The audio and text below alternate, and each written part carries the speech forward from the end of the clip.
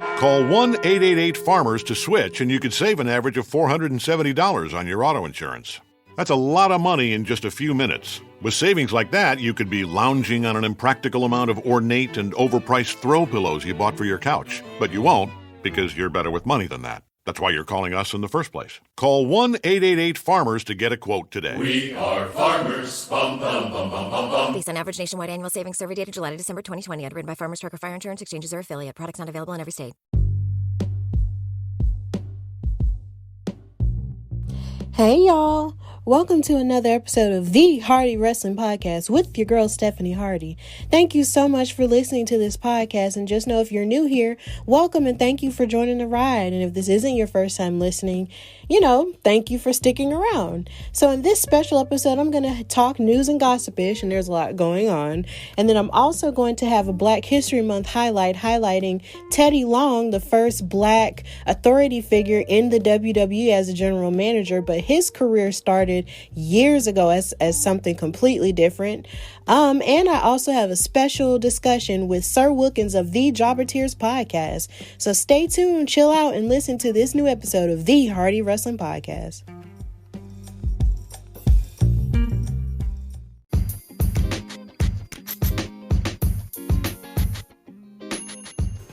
Okay, so I got your news and gossipish here, and there's a lot to talk about, and I'm pretty sure some of it I might go off into a rant in some of it, but it's all with love and concern, for the general health and care of the wrestling community. So we're just going to start with something positive and lighthearted and cool.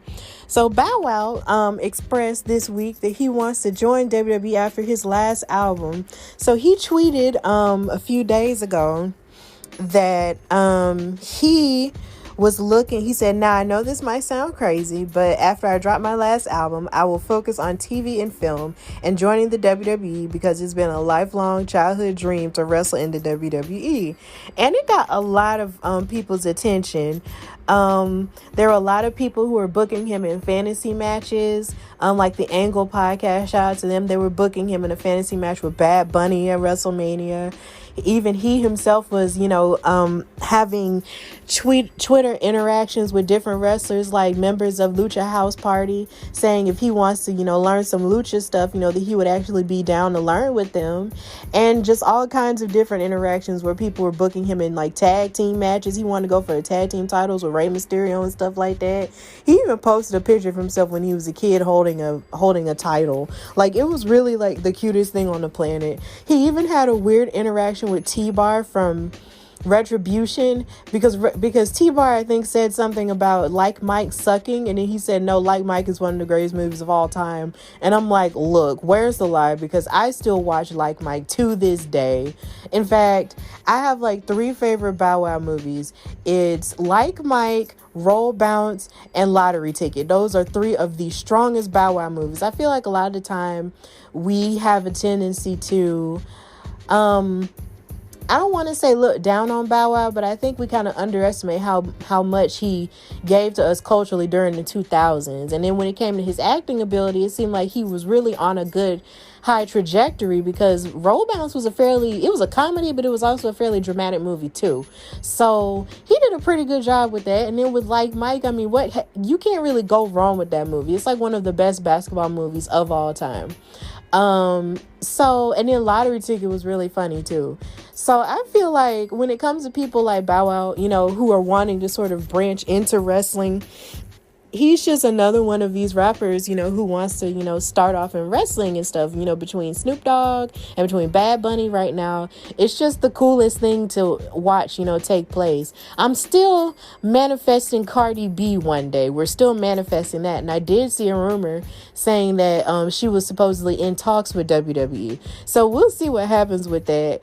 But something that did catch my attention this week was The Breakfast Club was talking about Bow Wow joining WWE.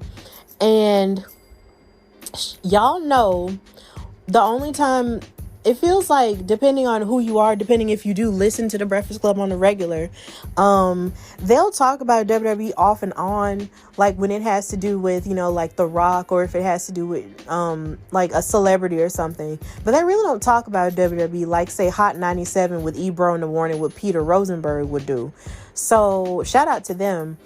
But the Breakfast Club was talking about it, and then Charlamagne was throwing all kinds of mad shade, making it seem like Bow Wow would have it easy in terms of wrestling, because he was talking about how fake wrestling is and how easy it would be because someone like Floyd Mayweather had a match with Charlamagne said the Giant. Now, mind you, the Big Show hasn't been called the Giant in over 20 years, so it's clear that he has only a limited understanding of what wrestling is and how it's evolved since the last time he watched it. But it seems like every time they have a tendency to talk about wrestling, they have a tendency to talk about how fake it is and all this other stuff. But I will venture to shade them by saying they have a tendency to always talk about wrestling and how fake it is, but yet never talk about all the important moments in Black culture that they actually offer, because they have yet to talk about how Bianca Belair was the first Black woman to ever win a Royal Rumble, because I'm pretty sure they wouldn't even know what a Royal Rumble is. And I'm not the type of person that'll diss someone for not knowing a whole lot about wrestling, but when you come out and constantly have people coming on your show talking about how fake wrestling is, and you yourself as a co-host talk about how fake wrestling is, I can't help but, wonder. I just can't help but say these crazy things about you, because it's just like, how can you sit up here and talk trash about a sport that actually culturally makes sense to Black people? It's kind of tone deaf, really, because you're not exposed to it. It's disheartening, because the Breakfast Club has this really high platform in terms of, the culture and everything, and you're supposed to have your pulse on everything that's for Black culture. But yet, when it comes to wrestling, the only thing you can do is find people like Kenny Smith from ESPN who will talk about how fake it is, and then you talk about how fake it is yourself. Wrestling is not easy. It's not one of those things that you can just do, out of nowhere and just learn in a matter of 2 weeks. For some people, it takes, weeks. For some athletes, it takes years to get. And once you get hit, you really do get hit, and you really can get bruised, and you really can get injured to the point to where you can't wrestle anymore. So I would just venture to say that for anyone who calls wrestling fake, especially if you're on a big platform like that, watch your mouth and shut up, and maybe learn more about the sport and actually give it the same respect that you would give football, basketball, or anything else like that. Like, that's my point. That's my 2 cents on that. They need to chill. But I encourage Bow Wow to definitely, come to WWE, because I feel like, everybody's welcome. So let's do it. Come on, Bow Wow. We'll welcome you. Also in the news, we have Sarah Logan and Eric from the Viking Raiders celebrating the birth of their baby boy, Raymond Cash Rowe, who was born after 44 hours of labor, and he was born at 8 pounds and 11 ounces. So congratulations to them on the birth of their baby boy. As you know, Sarah Logan was a part of the original iteration of the Riot Squad with Liv Morgan and Ruby Riot, but she got fired in the mass firings they had last year with the pandemic going on. So she has since gotten pregnant, and now they have a baby boy. So congratulations to them. Also in the news, we have Bad Bunny and his WWE merchandise selling out. Like, his merchandise made $500,000 and sold out, on the WWEshop.com website. They released this merchandise for him a little bit after the Royal Rumble, after he performed and everything. So it's pretty clear that his appearances on Monday Night Raw is bringing a lot of different eyes to the product, and it's selling a whole lot of merchandise for WWE. So one can only hope that, this will lead to him having, more features in the ring, because he has a little bit of a beef going on with The Miz and John Morrison, with Damian Priest, who was just called up to the main roster on his side. So I feel like that'll be really cool. So congratulations to Bad Bunny with that. Also in the news, we have the beautiful news of Keith Lee and Mia Yim being engaged. They made the announcement Thursday with a post that Mia Yim posted and said, "I said yes, Mr. and Mrs. Lee," and posted a picture of the both of them with the ring on her finger, and it is so cute. Their relationship, was predating their time together in WWE. They had been together during their time in the Indies. And then, of course, Keith Lee was announced as part of the incoming class in 2018, and then she came in 2018, just later on that year. So they acknowledged their romantic connection on NXT television when they fought in a tag team match against Johnny Gargano and Candice LeRae, the husband and wife team. But now they're both on Raw. And Mia Yim was, of course, repackaged as Reckoning in the group Retribution with Mustafa Ali. And she also has a little bit of a beef going on with Xavier Woods, because Xavier Woods saying, I want a match with her. I want a match with Reckoning. And it's just so funny because I'm just like, they don't just do, matches. They don't just do intergender matches like that, on Monday Night Raw. But if he keeps pushing for it, maybe it'll happen. Maybe it won't. Who knows? But congratulations to Mia and Keith, the Yimitless couple. So something else that I kind of struggle with wanting to talk about on the show, but I'm going to talk about it anyway, was the drama that's taken place between Kiera Hogan and Sasha Banks. So on this last week's SmackDown, Sasha Banks came out in her black leather outfit with her SmackDown Women's title and confronted Carmella, Reginald, and Bianca Belair by saying, if you want to challenge me for the championship, you can challenge me and stuff like that. So she came out there wearing a black leather outfit that was kind of like a jumpsuit or whatever, with some boots. And I believe Kiera Hogan got on social media and said that Sasha Banks was stealing her look. Because Kiera Hogan, who you may or may not know, who wrestles for Impact Wrestling, she holds the Impact Women's Tag Team Championships with Tasha Steelz. They're together as a team, and she also has blue hair. She comes out, in jumpsuits and everything. They both look beautiful in jumpsuits or whatever. Jumpsuits are definitely in style if you want to look cute in like one little bodysuit or whatever, because I actually wear them myself and they're really cute. Shout out to Fashion Nova. Anyway, so it's just kind of like she was kind of accusing Sasha Banks of stealing her style, and a lot of people didn't take it that well. So on social media, you had a lot of fans who were saying that Kiera Hogan was just trying to start mess with Sasha Banks because she had done something like that before when she had, red and orange hair, and Ember Moon just so happened to have red and orange and yellow hair at the same time. And she was making it seem like she was stealing her look. And then after that, you had a couple of fans who were making all kinds of racist comments by basically, saying that they were monkeys or they were apes, by calling Tasha Steelz and Kiera Hogan apes. And I think that's like the worst thing ever, because how are you going to make racist comments in the name of defending one black female wrestler from two other black female wrestlers? That doesn't make any sense. If you are a racist, you can't just do stuff like that and say stuff like that. That's just disgusting. Why be mean like that? That's just rude. But back to the subject. Then Kiera Hogan got on an Instagram live video, and when people were commenting on the video and talking about it, she got really upset and started talking mad crap about Sasha Banks, saying that Sasha was a mean person and that she doesn't discuss her depression the way that Kiera Hogan discusses her struggles with depression.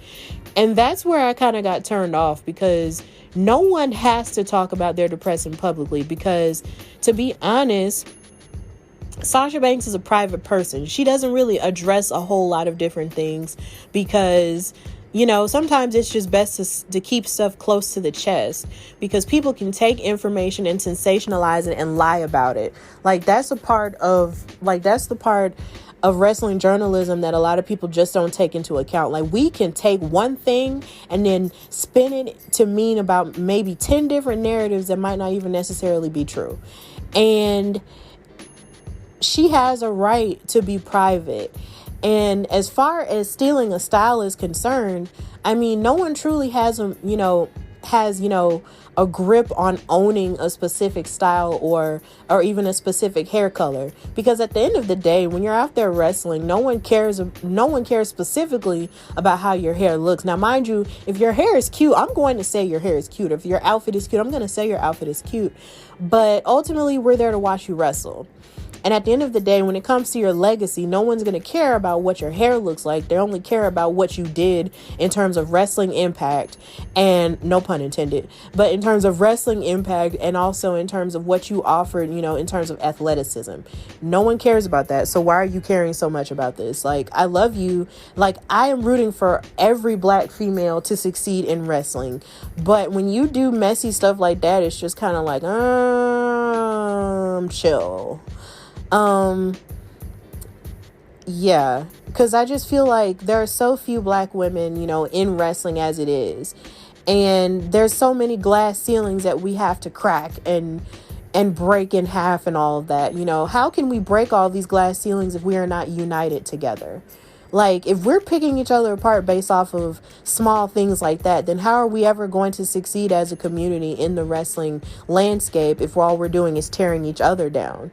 Which leads me to segue into my next story about Bianca Belair sharing Black history facts with her husband Montez Ford on Twitter every day. Her and him have been taking pictures and sharing all kinds of Black history bios on different people in history, like Barack Obama and Michelle Obama, John Singleton, the famous director who made Boys in the Hood and Baby Boy and Poetic Justice, and Josephine Baker and Dorothy Dandridge and Harry Belafonte. But then she also got on social media and expressed her love for Naomi. She shared a tweet that said, "Sometimes we can beat each other down so much that we become each other's worst critics. It benefits no one. Work together, build each other up, help each other out, and in the process, we both win. Love to see us win." And she shared the clip of her and Naomi saving each other in the Royal Rumble match that Bianca Belair ultimately wound up winning.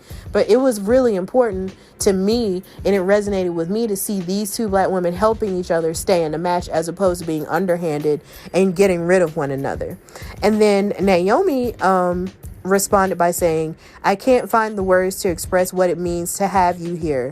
Witnessing your journey, excellence, grace, beauty, strength is truly inspiring. I feel like a proud sister, LOL. They say a picture speaks 1,000 words, so I'll leave this one here." And it's the picture of her and Bianca hugging each other after the Royal Rumble backstage. And it's in black and white, and it's definitely a beautiful picture. It's on my lock screen on my phone. And then Bianca responded by saying, Call 1-888-FARMERS to switch, and you could save an average of $470 on your auto insurance. That's a lot of money in just a few minutes. With savings like that, you could be lounging on an impractical amount of ornate and overpriced throw pillows you bought for your couch. But you won't, because you're better with money than that. That's why you're calling us in the first place. Call 1-888-FARMERS to get a quote today. We are farmers. Bum, bum, bum, bum, bum, bum. Based on average nationwide annual savings survey data July to December 2020, underwritten by Farmers Trucker Fire Insurance Exchanges or affiliate. Products not available in every state. I remember in 2016, before I started in NXT, I went to a show in Atlanta, Georgia, and I saw you perform live. I saw myself in you. I could imagine myself in the ring when I looked at you. Thank you for embracing and welcoming me. I love you, sis. And I'm going to have to drop this one here, too. And she dropped another picture of them embracing backstage. So ultimately, we as Black women, in terms of wrestling and also in terms of podcasting and in terms of life, period, need to know how to uplift one another and love one another, because the world is already against us. We don't need to be against each other. Let's love one another. Let's uplift one another and not try to pick each other apart over the smallest things. It's just not worth it in the end. We have to be there for one another, because the world is already against us and always trying to make it seem like there is no place for us. But we have to hold each other's hands and take up space regardless of the BS that goes on in this world. And that's the end of news and gossipish. So now I'm going to go to the Black History highlight, and I'm going to be talking about Teddy Long, playa.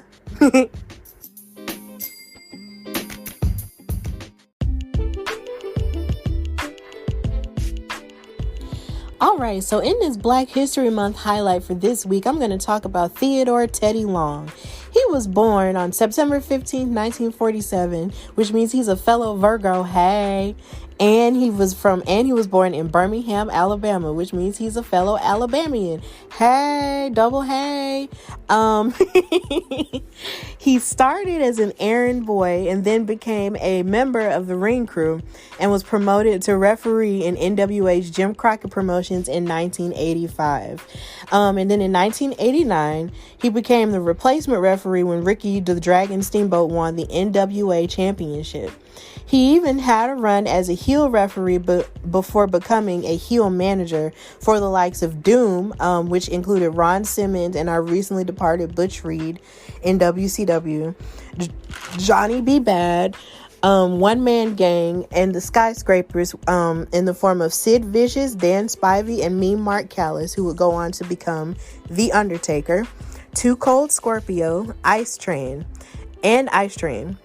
Then once he was in WWE in 1998, he had a short stint as a referee, and he was even one of the referees on assignment at the Over the Edge pay-per-view where Owen Hart sadly fell to his death. And he was repackaged as a manager later on, like in the early 2000s. And he was a manager for the likes of D'Lo Brown, Rodney Mack, and Jazz. And it was so funny because I remember when I was a kid, I had never seen him before, like in my life, because, you know, I'm still a baby, I'm young. So the first time I saw him, he was just like this really, you know, cool elderly guy, you know, who would come out in these suits and be like, let me tell you something, player. And he would be all like, you sipping that haterade and all that. And he would come out there with them. And I'm just like, he's out here with these young people. Like, what are you doing? But, I grew to appreciate him more and more as an authority figure. And then in July of 2004, he became the first black general manager of SmackDown. And he would, like I said, he would often accuse heels of sipping that haterade. And then he would often threaten stars with going one-on-one with The Undertaker, to which there's like multiple videos that people have made of different WWE superstars like King Booker and Sharmell and JBL, you know, freaking out whenever he would make them face The Undertaker. They'd be like, what? No! And it would just be so hysterical. Like, please watch these videos. They are so funny. Look at them. And he even had a storyline where he had a flirtation / affair / you know, engagement to this woman named Crystal, who was a WWE diva at the time. And then they even had a pretty high profile wedding where they had all the guests sitting outside of the SmackDown on the SmackDown Titantron stage, and they were getting married. And then they also had Jagged Edge come and sing Let's Get Married. And seeing a video of that, I mean, I believe it was last year, I was just like, whoa, like, because I believe that was an episode of SmackDown I may have missed somehow. But just the idea of you having Jagged Edge, like one of the best R&B groups of all time, at your kayfabe wedding, like, where'd they do that at? Plus, not to mention, SmackDown was on UPN at the time, so it kind of made sense because y'all had the Parkers and Girlfriends and all those amazing black shows there. So that was cool. And he definitely had major beefs going on with the whole Raw versus SmackDown thing, especially going up against the likes of Eric Bischoff, who was like the heel general manager on Raw. And then he would also have an ongoing beef with John Laurinaitis, who was the general manager of Raw with people power and all that other crap. Oh, he was so dry. But yeah, like, he would go on to lead SmackDown to victory one year at a Survivor Series. And then right around the time, you know, he retired, it was due to some type of storyline. He went on to retire from his general manager position. And actually, he didn't retire. I know what happened. He actually I think his team got beat at a WrestleMania, and John Laurinaitis wound up taking over both Raw and SmackDown. That was weird. So after that, he kind of just, you know, would pop up every now and again on WWE TV. And then in 2017, he was inducted into the WWE Hall of Fame. So, and then of course, every now and again when they have like a Legends night or an anniversary show for like Raw or SmackDown, he'll show up and then he'll randomly put someone in a tag team match or a triple threat match or threaten them with The Undertaker. And he actually did this last year. Well, not last year. He did this at Legends night to, I believe, The Miz and John Morrison. And I'm just sort of sitting here like, he was like, you're going to go one-on-one with The Undertaker. And I'm just like, The Undertaker retired, sweetie. Like, you can't threaten anybody with that anymore. So yeah, so we're going to give a great Black History highlight toast to Teddy Long, who has definitely, broken down barriers for Black referees such as Aja Smith and various other Black referees as well. And all over the wrestling business, and for people who've just come up and done it all in the wrestling business. You always have your people who work behind the scenes, who do things like work on the crew and everything, and then they bump up, and then they wind up getting bumped up to different things. Like even Paul Heyman did that. So we raise our glass to Teddy Long, and we will continue to highlight other Black people who made Black history in wrestling, and also people who made Black future in wrestling as well. So now we're going to go to our interview with Sir Wilkins of the Jobber Tears podcast.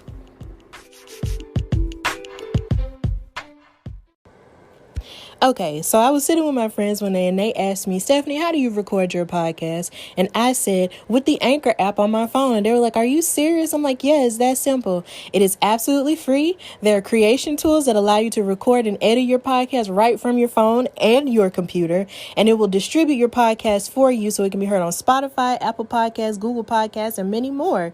You can also make money from the podcast with no minimum listenership. And it's got everything you need to make a podcast in one place. They even have classes and stuff that you can listen to that will give you all kinds of good tips on what you need to do in order to make the best podcast. So if you want to do this, download the free Anchor app or go to anchor.fm to get started.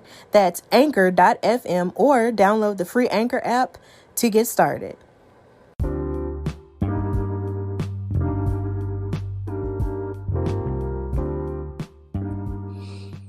Sir Wilkins? Yes, Miss Hardy. What's up? What's going on, Mama? Oh, nothing much. Just chilling, waiting for you. Okay. I think I'm on time, right? I'm on time, right? You are definitely on time. Yeah, I'm like eating chicken and some sweet potatoes, and I was like, where is she? Where is she? That sounds like good dinner, though. Yeah, it's a pretty solid dinner. I just got home. Oh, okay. Well, Sir Wilkins, thank you for coming on the Hardy Wrestling Podcast. Yay! Okay, so I'm going to start my interview by asking you, when did you fall in love with wrestling? I fell in love with wrestling at a very young age. So, me and wrestling have been like in a very toxic relationship. And we keep going back and forth with each other. But I really fell in love with it when I was about 6 years old. And that was when I started. Are you still there? Hello? Yeah, I'm still here. I'm just listening. Oh, yeah. You got super quiet. I started around then. I really got into it when the Attitude Era started. Mm-hmm. So I was really into it when Stone Cold was making its come up. That's when I was really involved in it, super involved. I fell off for a little bit right after Ruthless Aggression era started, when the PG era started. It's when I was in college at the time. I was busy with stuff. And then I got back into it about 13 years ago. And it's been a ride ever since. Okay. So it's kind of funny because I kind of fell off a little bit after WCW got bought, because it's like me and my dad were watching it together, and then it's like after WCW got bought, my dad quit taping it. So it was just kind of like, after that point, I just sort of fell off from it, kind of, I don't want to say by accident, you could say. And then eventually I sort of got back into it once Ruthless Aggression started. So Yeah, it's pretty. I love the WCW, but because those were dream things I wanted to see, because I wanted to see dream matches. But they didn't handle it right. So we all know about that already. Yes, we do. They did not handle it well.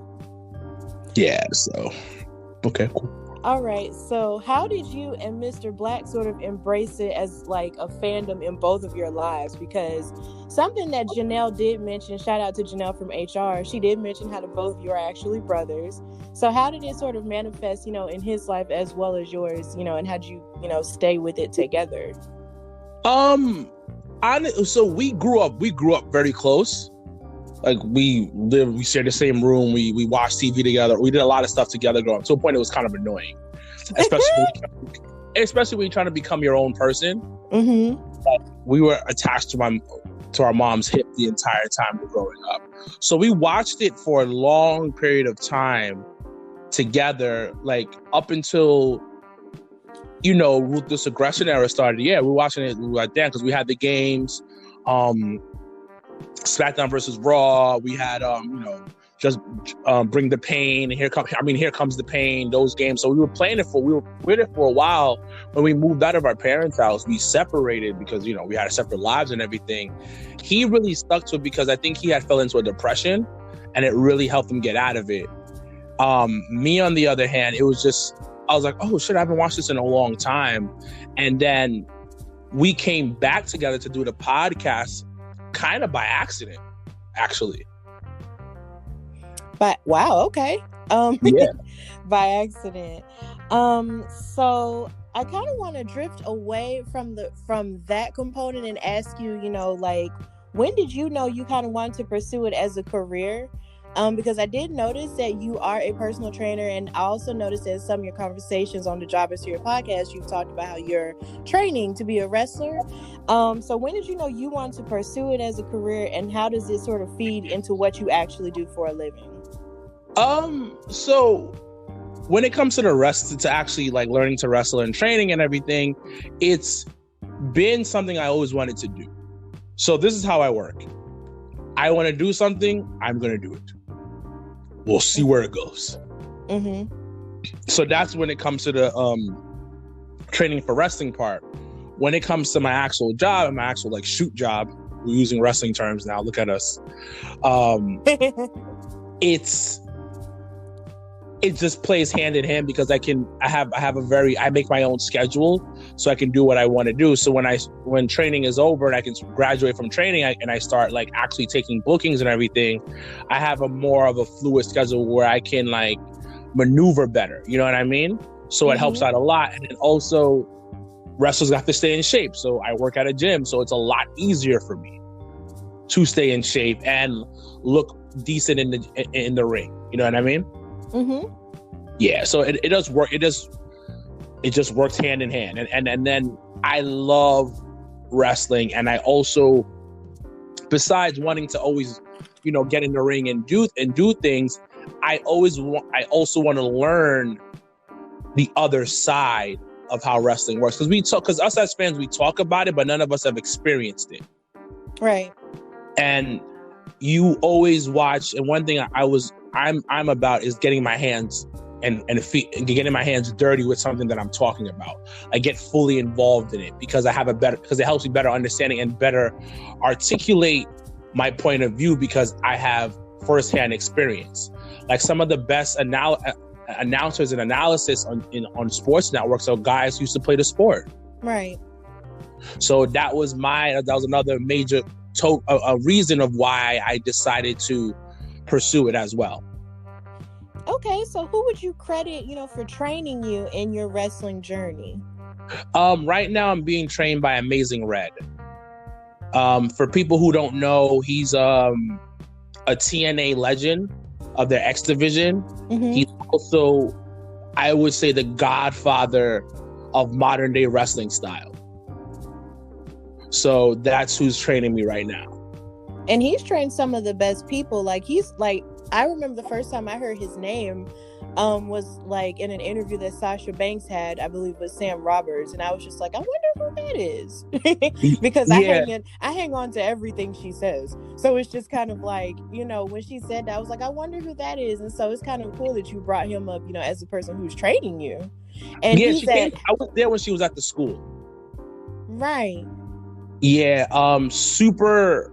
At the time, she was super nice, super down to earth. The time that I was there, she was with Bailey. Mm-hmm. It was her and Bailey. I think this was not last year, 2019, when WrestleMania was in New York. Mm-hmm. Around that time. So yeah, she's super nice, super sweet. She was in the ring like doing drills with us. Wow. I can never, you can talk about people's personalities, you know, how they are, blah, blah, blah, blah, blah. Yeah, that's one thing. But the one thing I will say about Sasha Banks is she's about her craft. Mm-hmm. Bailey is about her craft.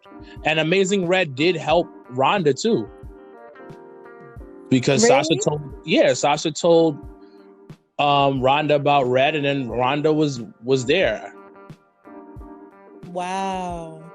That's amazing. Like, he doesn't get enough credit for what he's done. He doesn't get enough credit for his influence in the business because he's not he never became a WWE guy. Mm-hmm. It's like his hands, his fingerprints, is literally on modern day wrestling. And a lot of guys credit him for the stuff that they do now. Like he had retired for a little bit, and there was a video package that was circulating, and I'm talking about Samoa Joe, Cedric, Ali, Rey Mysterio, Buddy Murphy, tons of other dudes, all giving him thanks about what he's done for the business. So yeah, I've been so blessed to be able to be trained by him. We're not super close, but he's mentored all of us. Like, he's really a sensei per se. And he talks about the ups and downs of the business and how to maneuver within this business, because this business is entertainment. So it's a bunch of sharks in this business. And if you don't move accordingly, you will be eaten by those sharks. Wow. So it seems like his entire influence is very invaluable to the wrestling business. That's amazing, that you're being trained by the best. Yeah, so, yeah. I mean, he's taught us a lot, and he's very hard on us, and I wouldn't want any other way. mm-hmm. Super blunt, but I'd rather that than super fake. Right. And at the end of the day, when you have somebody with that pedigree and that's who's just loved by the business, you want to do well to represent him in the right light. Mm-hmm. So it's like you just want to make him proud. Like, I will never get into a match until he tells me I'm fully ready. Okay, so you haven't had a match like per se yet. I've had school matches. Mm-hmm. But I haven't had my first match was supposed to happen last year for July 4th. Mm-hmm. Against Simon Miller. Mm-hmm. And I don't know if you know who that is. Yes, I do. He's with What Culture, and he has the Why. Here's Why. I love him. Yeah, so I was supposed to go up against him because it kind of made sense. Two bald guys, both got podcasts, both are like trainers. Both are into wrestling. Oh, let's do this. Mm-hmm. So it was supposed to happen, but COVID ran wild all across the world. Mm-hmm. Yeah. I was actually just about to ask you, how did COVID, affect, your career, or basically, how your career is growing? Look at that segue. Look at that segue we're doing right now. Right. When it comes to My life has been different. My life has slowed down because of COVID, but I think that's everybody. When it comes to wrestling, so a couple of things, like I couldn't train for like about for the majority of 2019. That's one. We couldn't do viewing parties for the majority of 2019. We had to record from home for a good portion of 2019. I mean, sorry, 2020. Sorry, guys, 2020. Everybody listening, 2020. I didn't mean 2019. But for the majority of 2020 and everything of that nature, I had projects, like really big projects that I was working on that involved wrestling, and I couldn't do them. I couldn't get them to get off the ground because of COVID. So COVID in general just put everything on hold. Mm-hmm. But I always say this: COVID made me be more, grateful for what I have. Right. Like I wasn't hungry. I had a roof over my head. Mm-hmm. I was doing fine. Like I was just at home, you know what I mean? I couldn't do much, but I was grateful for the little things that I had. And I had a new, like, I was more grateful for wrestling than I ever was in my life, because that was the only thing that was new on television. Right. So I was even more grateful for this beautiful sport that we call wrestling. You know what I mean? It was a beautiful thing to see, like, these men and women low-key risk their lives to entertain us. And right. It was a very grateful feeling to be like, yo, thank you. We can agree to disagree about like certain things and how certain things went down, but at the end of the day, the wrestlers, not the companies, talking about the wrestlers, they were still putting on a show for us and right. risking their lives. So yeah. Well, it's good to know that you were able to, to pivot, through that, and that wrestling, in basically went hand in hand in sort of making 2020 like still a better year, because it was a trying year for a lot of people, even me. But I can't agree with you in saying that wrestling did, offer me it was sort of like a soothing salve for everything that was going on. It was very healing, creating another family, in terms of podcasting and in terms of watching wrestling and everything. Mm-hmm. And it was very resilient. Like I always say, wrestling was the most resilient sport, out of most of them last year. It's like when every other sport shut down, they were still going. Yes, ma'am. So yeah, I definitely understand that sentiment. So I want to ask you, how is the wrestling culture in New York? Wrestling culture in New York is amazing. It is amazing. It is a secret society that's not secret. Mm-hmm. So the independent scene is, for the most part, small. Mm-hmm. The companies that are up here is, the biggest company up here is HOG, House of Glory, which is the school that I'm at. Mm-hmm. Battle Club Pro is another big, pretty solid size company. We have BCW, Bree Combination Wrestling, and what else is up here? I might be forgetting somebody. IWW, they're a newer company. That's Tom. He has a school out here too. But for the most part, it's really like this insider country club type of feel. Mm-hmm. Like, you see somebody with a wrestling shirt, you've probably seen him before at a hog show or another type of company show. That's how it is. And New York City is small. It is. It's the big city, but it's really, really small. So it's the shows that happen, everything that's happened. You're gonna see a person at least let's say it's a regular year, not 2020, not pandemic year, and there's multiple shows. If a person who's into independent wrestling, you'll see them at least 3 times a year at a show. Mm-hmm.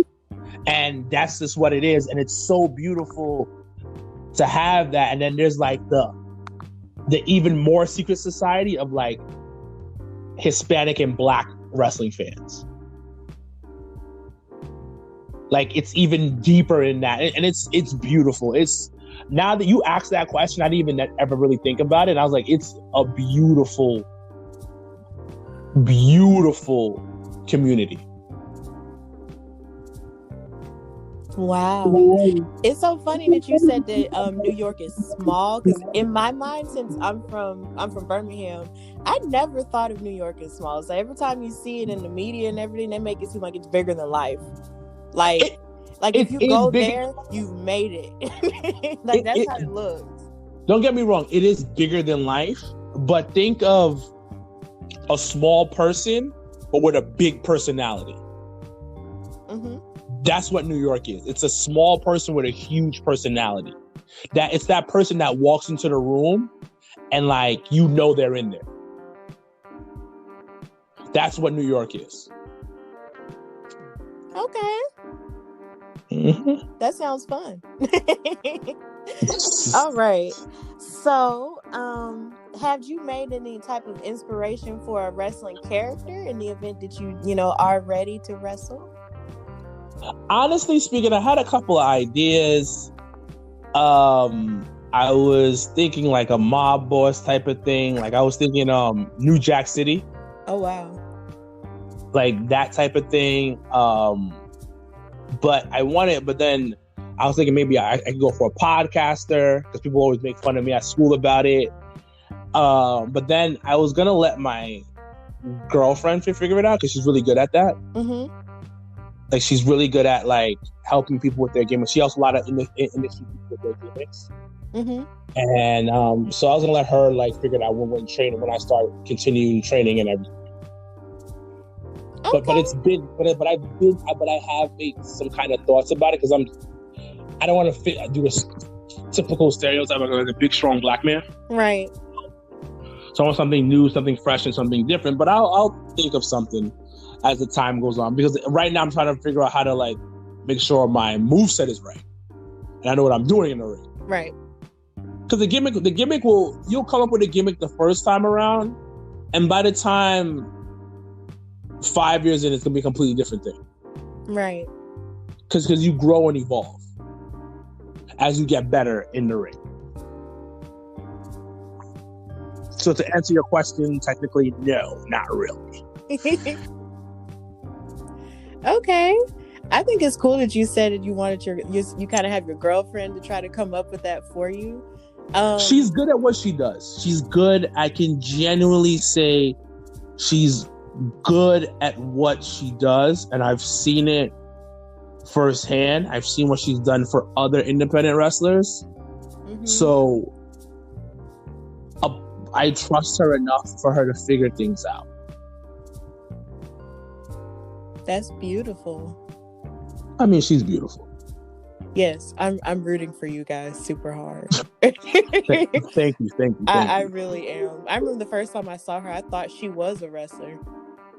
Oh, really? I did. Like, I really did. Like, I thought she was a full-on wrestler. Like, because I friended her with the intention of asking her to be on my show, because she looked like a wrestler to me. Mm-hmm. But then it's just like, when I see her post stuff about wrestling, it's, more so of someone who really does know her stuff.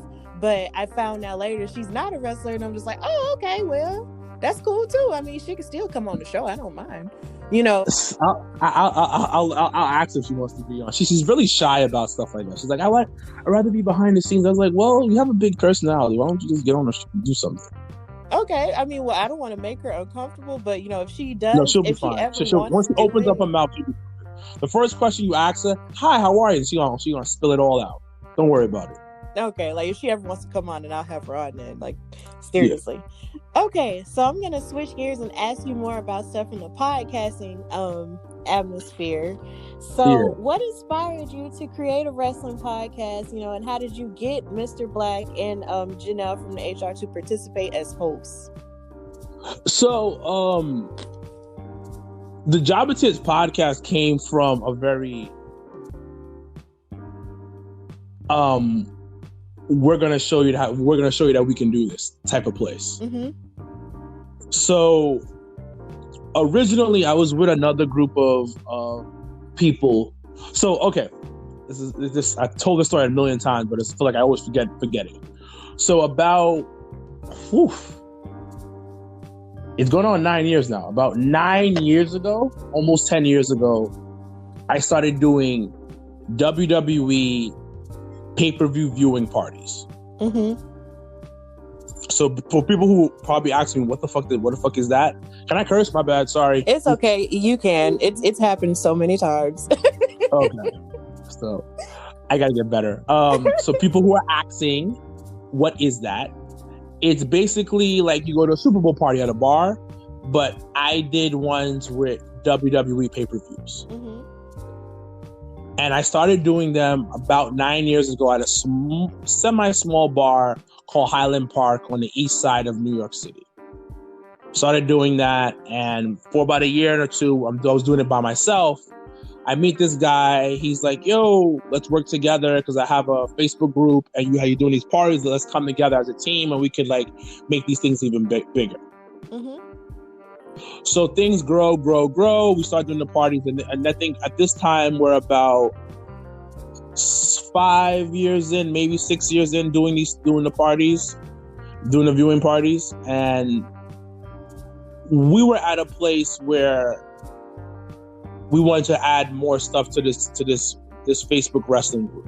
Mm-hmm. And I knew from, listening to podcasts that weren't wrestling, but listening to podcasts in general and just looking at the current landscape of media, I was like, we need to create content. If we're going to build a brand, we need to create content. Content is king. And he was like, oh, I don't know about this, whatever. I was like, no, we need to do this. Let's build a YouTube page. Let's start putting out a podcast. Let's start doing that. And he was like, okay. So at the time, we wanted to bring a female on. And I was looking for a female. Me and Janelle are super close, but I didn't think she had the time to do a podcast. Mm-hmm. So shout out to my friend Donovan. I had put a Facebook post. I was like, if any females looking to do a wrestling podcast, he tags Janelle because he knows Janelle as well. And me and Janelle spoke on the phone. I was like, well, I thought you were going to be too big. She was like, well, I was waiting for you to ask me. So Janelle gets on board.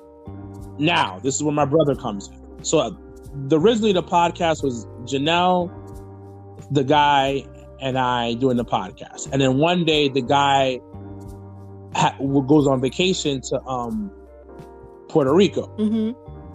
So he was like, well, find somebody to replace me for that one particular episode and I'll be back the next episode. I was like, all right, no problem. So I asked my brother to come on because I knew he watched wrestling and he was always invested in it. So he comes on and the chemistry was great. It worked. It absolutely worked. And it was dope. And he came on like another time after, and it was all good. And then me and the dude that we were working together, we had we had creative differences. Mm-hmm. So we decided to split. And I don't think he knew I was going to start another podcast. I think he had a feeling I was, but he didn't think it was going to get to what it is today. So I told him, I was like, yeah, I'm going to start my own, whatever.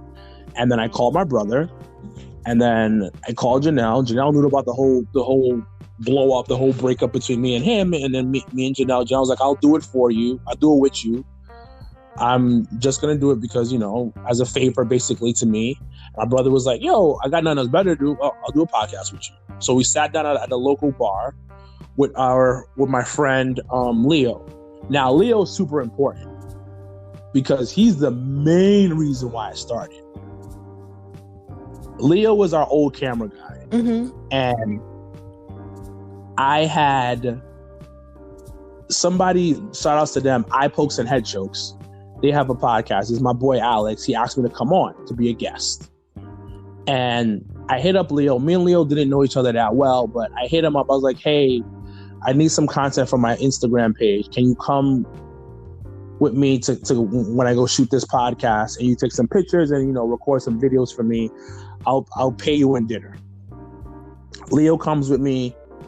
I do the podcast, and as we're eating dinner, he's like, yo, you did a really good job. How about you do your own podcast? And I was like, nah, I don't know about that. And I don't know. But at the time, I'm listening to podcasts. I'm enjoying a bunch of podcasts, and they talking about content. But as Leo's comment in my head kept playing in my head, and one day I'm at the gym, I'm watching First Take. First Take is a debate show on sports. Yeah. And I was like, wrestling doesn't have this. So then that's when I went to my former business partner, and I mentioned that we need to do this, make a podcast, blah, blah, blah. The podcast started. Now fast forward, it was Leo, Janelle, my brother, and I were at the bar, and we're trying to come up with names. And we came up with Jobber Tears because none of us are stars, and we're complaining about what's going on in wrestling. So the tears, so Jobber Tears. And that's how we came together. It was kind of an accident, but kind of fate at the same time. Like if Homeboy never went to Puerto Rico, I would have never known the chemistry between my brother and I and Janelle on camera. You know what I mean? Right. So I always think that everything happens for a reason. I'm not the most religious person in the world, but I have faith in God, and like he does things for a reason. And the reason me doing that other podcast kind of was like a school for me. It taught me what things I needed to do before I started doing this by myself. So that's how it started. Okay. So what would you say is the type of atmosphere that you guys have sort of created since the show has started, and how it's, you know, evolved since then? It's barbershop talk. Yeah, I can see that. It's when you and your homies are kicking at the crib and you guys are going back and forth about a certain subject about wrestling. That's what it is. It's comfortability. It's fun. It's intense, but it's fun. It's friends coming together and just talking about wrestling. But you know that this is going to be intense. But you're going to go home happy. Right. And a little tired from talking about it. So that's kind of the atmosphere. And to break it down, it's really just a good barbershop conversation. Because that's what I wanted, because that's what we all wanted, because you don't have that with wrestling. You have, most of the time when you listen to podcasts, when there's more than one person, they all have like the same kind of like opinions. It's not that real. It's not that energy that you want, like that high end energy that you need, that high octane stuff. I think we give that.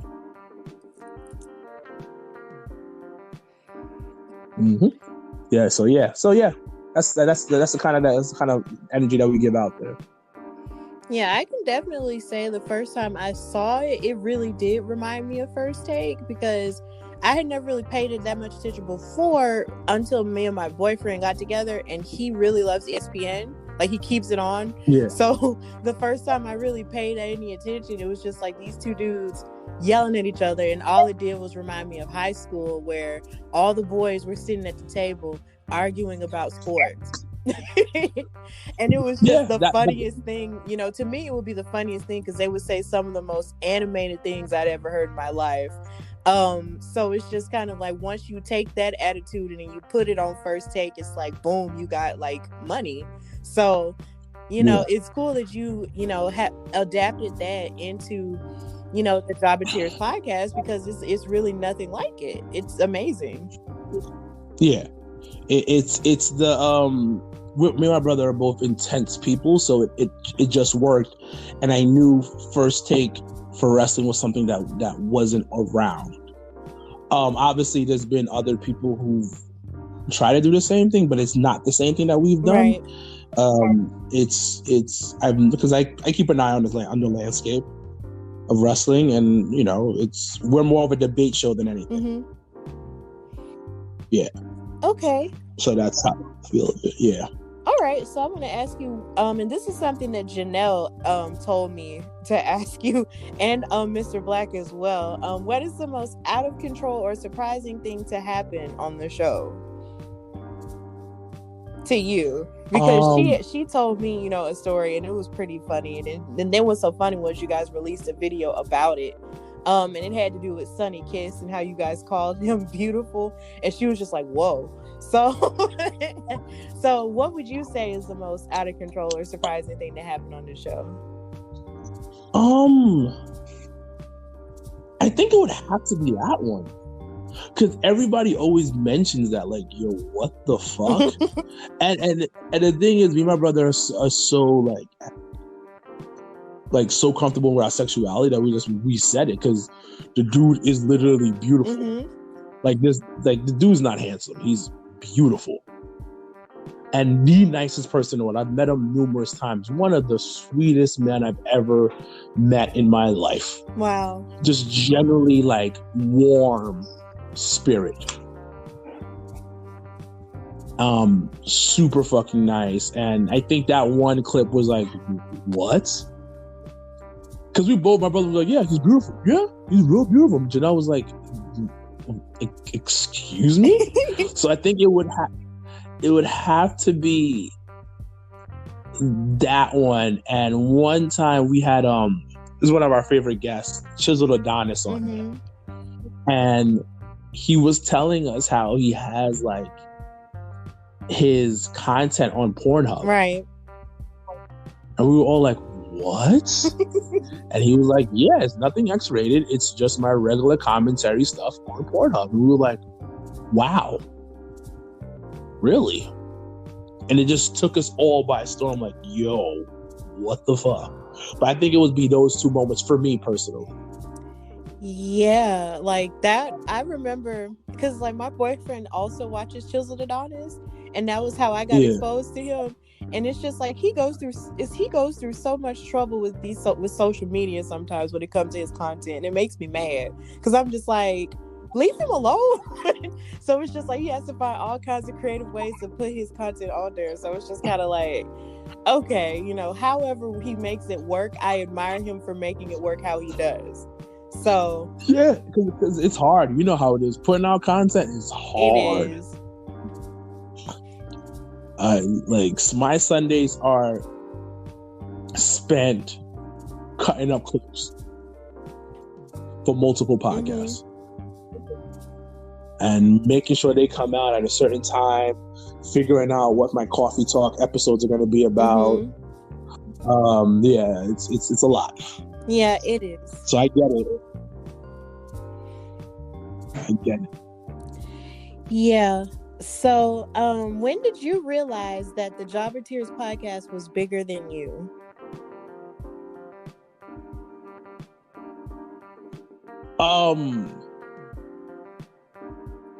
This was really early, and I knew we had something when I was on the phone with my brother. This is I think we were 6 months in, whatever. Maybe even less. I remember my brother, and I was talking to him on the phone, and I was in Tribeca, and I'm walking to the train, and this dude taps me on the shoulder, and he shows me giving me one of the videos of my news updates. And I was like, oh, hey, what's up? How are you? And sometimes I'm just like, whatever, just a person. Then it really hit me when this happened. It was two moments. It was when one of our episodes got picked up by Ringside News. I'm not a huge fan of them, but they actually took a clip of our stuff and put it on Ringside News. And another time was when we had a new student at the school, and one of the head coaches was like, "Yo, he asked the kid, I was like, how'd you find out about the school?" He's like, "Oh, I found out about Wilkins in his podcast. He mentioned it on there." My coach was like, "How many people do you fucking know, Wilkins?" I was like, whatever. And then I'm in the ring at the time, and I think there's about 15 students there for this class. And about 8 of the 15 students started singing the theme song. Oh. I didn't know if I felt embarrassed, if I felt like I felt good about it. I was just like, oh my God, this is weird. But those were the 3 moments where I was like, there's something here that we're doing, and it was it for me per se. That is so cool, and it's so funny you bring up the theme song. Like, I actually downloaded Spotify for the sole purpose of hearing that song. Like, I hadn't used Spotify since I was in college, but I literally downloaded Spotify all for the sole purpose of hearing the song.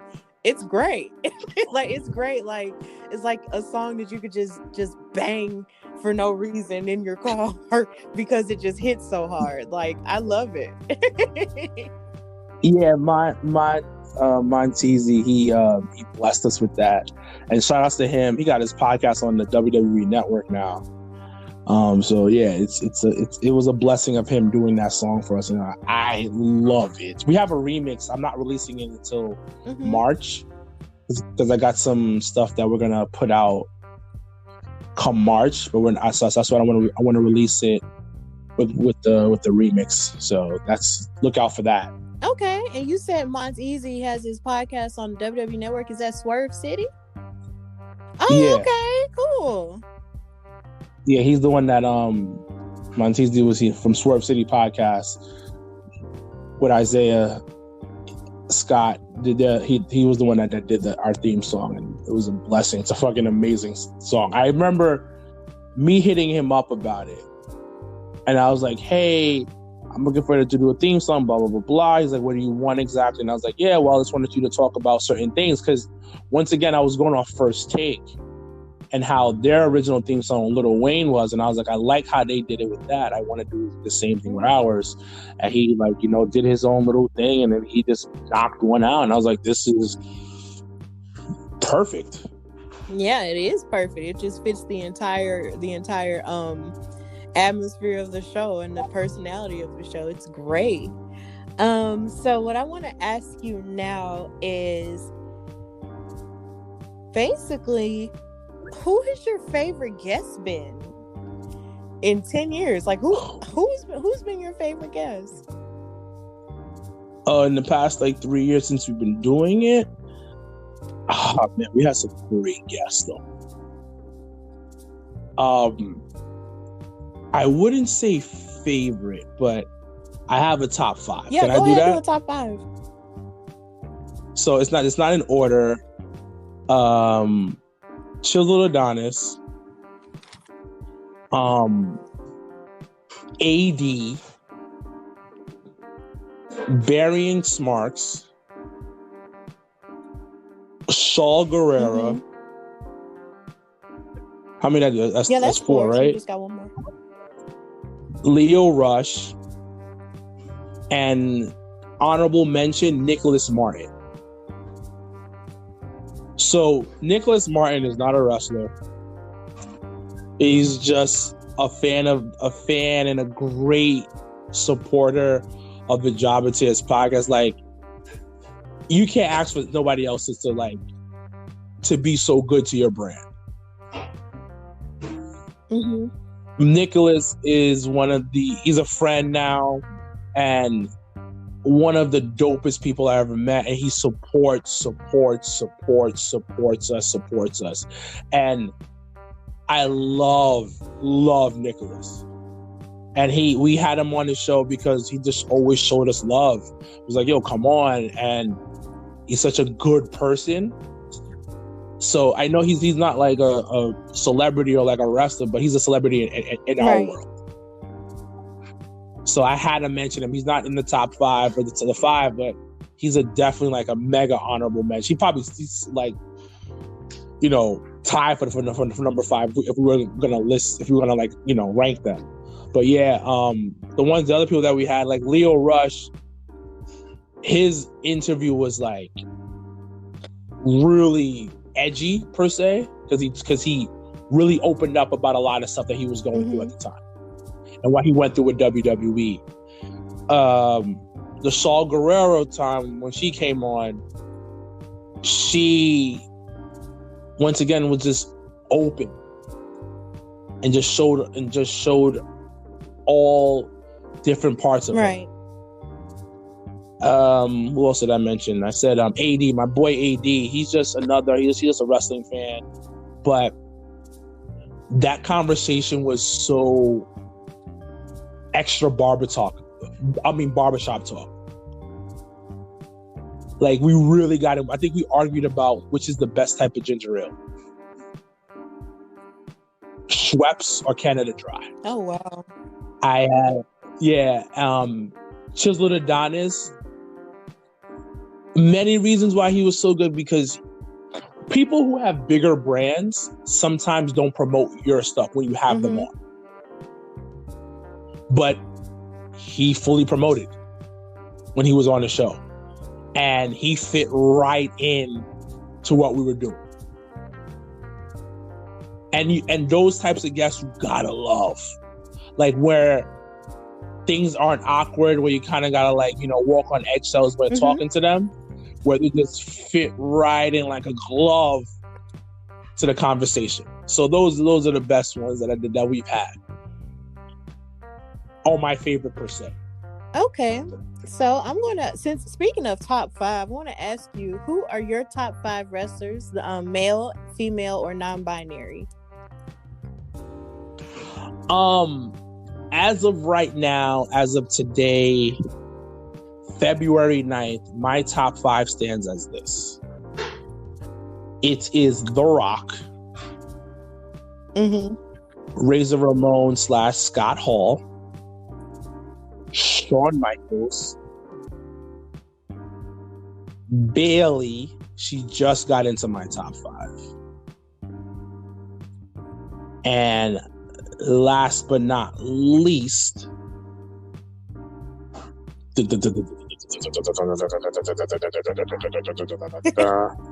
Undertaker. Okay, that's pretty solid. Yeah. I think Bailey is just out of this world overall. I think Sasha's better than her in the ring, but overall talent-wise, Bailey is just different. She really showed it out. She really showed me how talented she was this past week. Who's your top 5? Oh, Lord. Okay. See, it's a little bit different for me because I separate, you know, male and female for my top 5. So I literally have like technically a 10. But I would say that basically my top 5 for the men, I would say my number 1 is The Rock too. A great one. I love him. Number 2 is Shawn Michaels because I just absolutely love him. He's just one of the best all around to me. And because I fell in love with him when he was saved, and I was just like, oh, he believes in God, and I was just pumped. I was a child. Anyway. Number 3, I would say is Eddie Guerrero. And I would say number 4 would probably have to be Rey Mysterio right now. And number 5, I would say, see, I hate it when this happens. I feel like my top 5 changes every couple of oh my lord. Wow. Shoot. For right now, I guess number 5 is just kind of blank right now. I'm blanking. I can't think of my number 5 right now. Don't worry about it. When it comes to it, it comes to you. So, but for the women, I would say number 1 is Sasha Banks, because she's just the greatest of all time to me, and I will argue with anybody. I got destroyed online by the Sasha Banks army. Why? So this is a little off subject, but I had mentioned, I was like, yo, the fans got 3 black women going up against each other right now because of Kira Hogan, Tasha Steele's thing, and Sasha thing. That's all I said. That is all I said. And I got ripped apart by the Sasha Banks army. They were like, it was on Twitter, just today actually, they were like, listen, she ain't start nothing. What are you talking about? She ain't do nothing. She's over here making money and being the best. I was like, yo, let's try and put out positivity right now. This ain't good stuff. It's not good stuff that I'm hearing right now. Just that's it. But she is God tier in that ring on another level. But go ahead. Who's the rest? Like I try not to get into stuff like that because it can get really ugly at times. But definitely Sasha Banks is my number 1. My number 2 is, I would say, is definitely Bayley, and the reason why they're number 2 is because their match in Brooklyn is basically probably one of the greatest women's matches I'd ever seen in my whole life. Like, I had fell off from wrestling because I was in college, but then I watched that match and watched every other match that Sasha Banks had in NXT after that point, because I was just like, I love this. It was just beautiful. And so they're my number 2. That's Sasha and Baylor, number 1 and 2. Number 3 is Lita. Simply because she was revolutionary at the time, and I just loved everything she did with the Hardys. Like, she was equal to them in terms of her daredevil work. It was just cool. Number 4, I would definitely say Jacqueline, because she just embodied strength as a black woman, and she was just really beautiful. And I'm also biased because my sister's name is also Jacqueline, so somehow or another she and I just hit the jackpot when it came to wrestling names. And I would say number 5 is Jazz, because she kind of just fits into that same realm of black women and being strong and everything, and because I enjoyed her feud with Trish Stratus during the 2000s. They destroyed each other. Oh yeah. Great picks. Thank you. That means a lot coming from you. Like,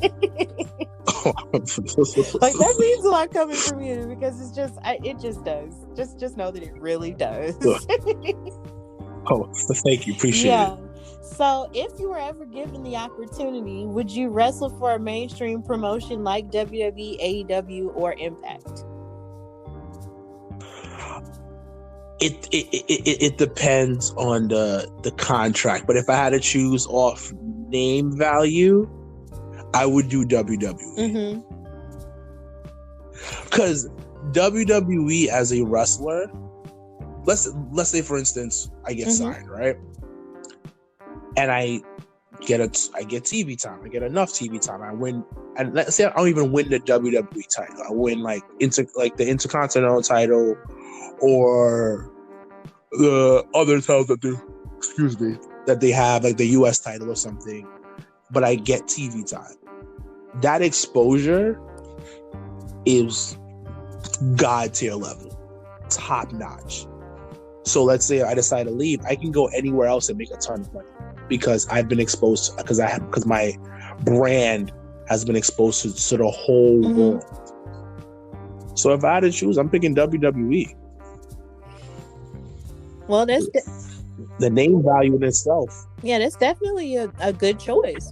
And if it ever, when it happens, I can say, hey, he was on my show.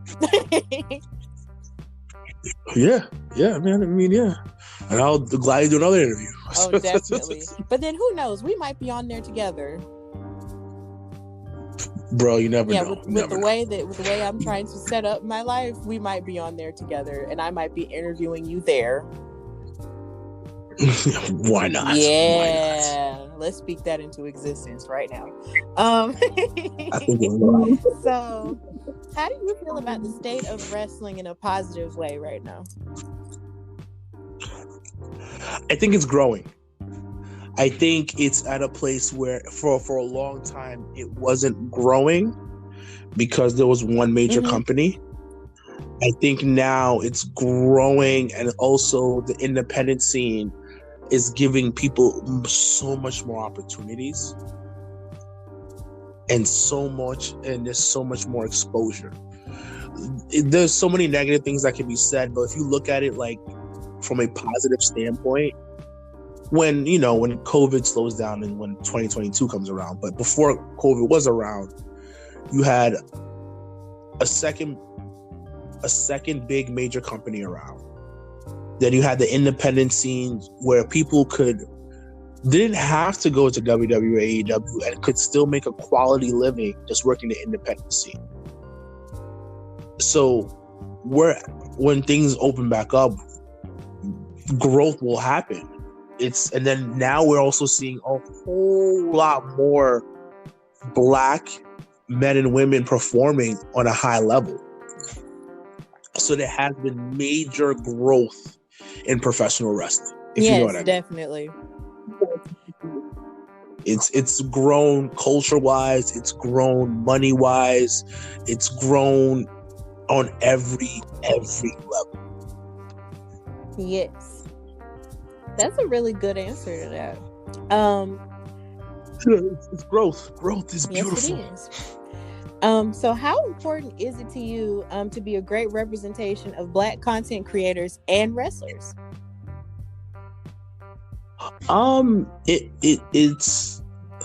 It's funny because when we first started, it wasn't that many.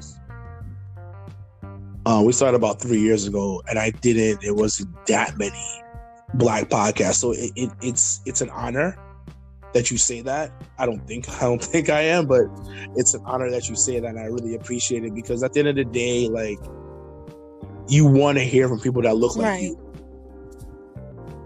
And there's enough of people who don't look like us with their opinions on the sport already, and there needs to be more people that look like you and me giving their opinion on the sport. Right. Especially with the fact that there's so many up-and-coming Black wrestlers nowadays. Yeah, so yeah, it's an honor, and it's also it's a responsibility, because we've made some mistakes, doing this, but we've learned from them, and we slowly are growing from those mistakes and trying to be better than what we were yesterday. Right. And I can say personally, even though I'm still technically, a baby, or you consider me a baby, I basically, take it, very seriously, of being a Black content creator. And it's definitely an honor for me, and just figuring out, the value of where my voice is and stuff like that, and being a representation of that as well. So it's really great. You're a Black woman. You're very important. You're very, very important to the culture, because there's not many of y'all. Yeah, it really isn't. But, the more there is, the more inspiring it, the growth will be. So I'm really excited for that future. So what advice would you give to someone who wants to use their voice for a podcast or start a career in wrestling? Be consistent. Just be consistent, keep going at it, and that's just it. Just be consistent. That's really what I can say, is being consistent, and don't let up, because it's gonna be times you're like, I'm done with this. So those are my like words of wisdom. Don't let up. Be consistent. Right. That is beautiful advice. So what would you say the future holds for Sir Wilkins?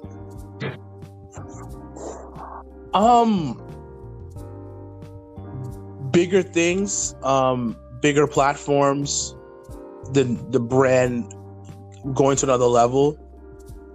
Last year we celebrated 55,000 streams. Oh wow, that's beautiful. Yeah, so this year we're trying to get close. We're trying to do 100,000. Mm-hmm. So yeah, it's just expanding, becoming bigger, taking the brand to the next level. Like we're trying to move out of WWF generation years, super to WWF attitude. Yeah. So, and just really making the brand more of a household name within the wrestling community. Right. So it's gonna be, we have to break down some walls and some barriers. If you know what I mean. Oh, definitely. And you guys are definitely in that position to actually do that. You know, you guys are powerful, and and you're consistent. Appreciate you're it. Powerful. You're strong. Like y'all just don't know how inspiring y'all are to me. Y'all just don't know. So, thank you so much, Sir Wilkins, for coming on the Hardy Wrestling Podcast. It's been great to have you. No, thank you for having me. Thank you for having me, Yeah, man. like this was an amazing conversation. So before you go, just put yourself over, and tell the people, tell the listeners, what else you have going on and stuff. Right now we have I don't know when is this dropping? This is actually dropping this weekend. Okay, so next weekend, February 21st, if you're in the New York City area, we are doing a viewing party at Legends Bar for the Elimination Chamber. So if you want to come down and watch some wrestling with some fellow wrestling fans, you are welcome to come. My name is Sir Wilkins. You can find me on all forms of social media with the tag of SIR_Wilkins. I am on Twitter. You can hear my random outtakes. You can hear me talk to my girlfriend constantly on Twitter. You can find me on Instagram as well. And you can also find the Jobber Tears podcast on Instagram. It's the Jobber Tears podcast, one word. And also it's on Twitter, Jobber Tears. And that's it. Thank you so much for coming, sir. No problem. Thank you so much for having me. You're welcome back anytime. Thank you. Take care.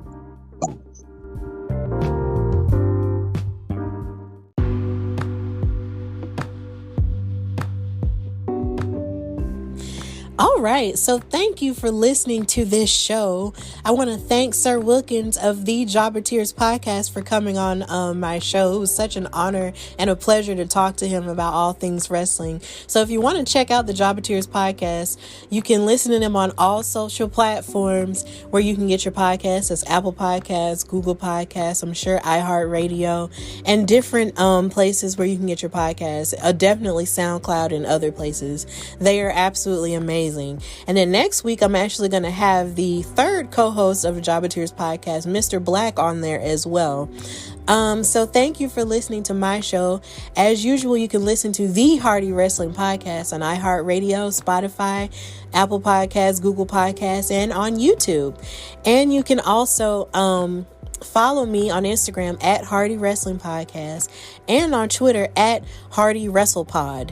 And if you have any wrestling questions, you can always DM me and ask me. And if you want to, be on here for an interview, you want to come on my show and, talk about wrestling or talk about anything that you've learned about wrestling, as a new fan, then you are more than welcome to come on my show. So until then, I just hope you're, being safe and being your best self and taking care of yourself. Because it's still kind of crazy out there.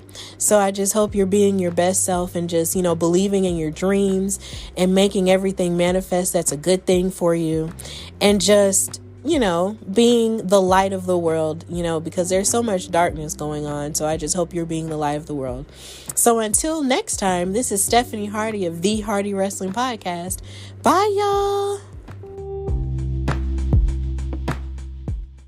Call 1-888-FARMERS to switch, and you could save an average of $470 on your auto insurance.